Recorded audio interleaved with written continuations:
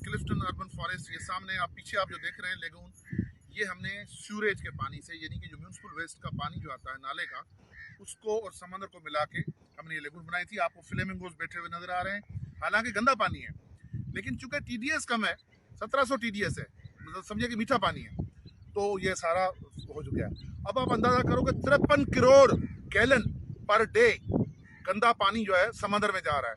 अगर वो ट्रीट होके जाए और वही पानी आप दूसरे मकासद के लिए इस्तेमाल करें, फॉर एग्जांपल हाउसिंग के लिए, जो बिल्डर्स फ्रेश वाटर ले रहे हैं वही पानी वो ले लें, उनके लिए क्या मसला है। पर दूसरा ये कि आप अगर कुएं खोद के पानी को वापस जमीन में भेजें तो एक्वीफर रिचार्ज हो जाएगा, कराची का पानी का मसला हल हो जाएगा। मैं सिर्फ ये कहना चाहता हूं कि ये स्टेट ऑफ इमरजेंसी है और हम जैसे प्रोफेशनल्स ये बात समझते हैं और कर लेंगे।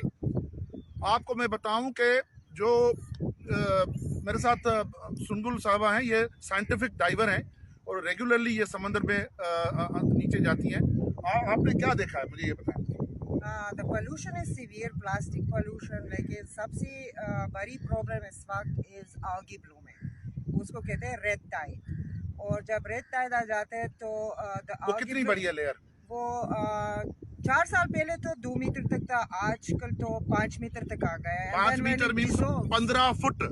15 फुट का लेयर जब होगा तो फोटोसिंथेसिस नहीं होगा, मरीन लाइफ सफोकेट होकर मर जाएगी। मर गए करेंगे क्या? मर गए, खत्म हो जाएगा भाई, पाकिस्तान नहीं रहेगा, खाना नहीं होगा। और ऊपर से जो मरीन बायोलॉजिस्ट या फिर बायोलॉजिस्ट कहते हैं कि हाँ आल्गी जो है ना, जो आल्गी है वो टॉक्सिक नहीं है।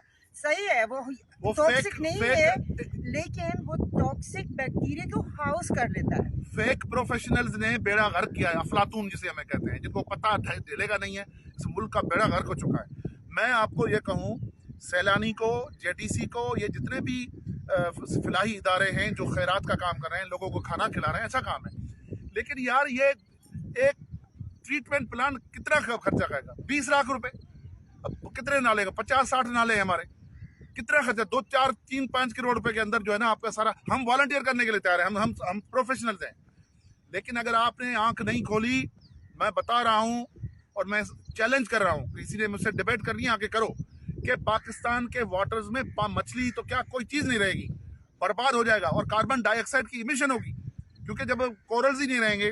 अब आप देखें कि जो एयर क्वालिटी जो हमारी खराब है, आप देखें कि मरीन पोल्यूशन की वजह से कार्बन डाइऑक्साइड बढ़ जाती है। कराची कोस्टल सिटी है, उसकी एयर क्वालिटी खराब नहीं होती है। मेरी वीडियो अगर सुन रहे हो, हम जैसे लोगों से काम ले लो, नहीं तो फिर ये पाकिस्तान का खत्मा पढ़ लो। देखिए, we have contacted 5 organizations abroad. They are making self-sustainable anaerobic system with activated sludge, जो sludge को मतलब भी ये कि हम ये टेक्निकल चीजें देके आपको परेशान नहीं करते, लेकिन ये कि मेरी ये बात नोट कर लो, जो भी मेरी वीडियो सुन रहा है इसको फैलाओ।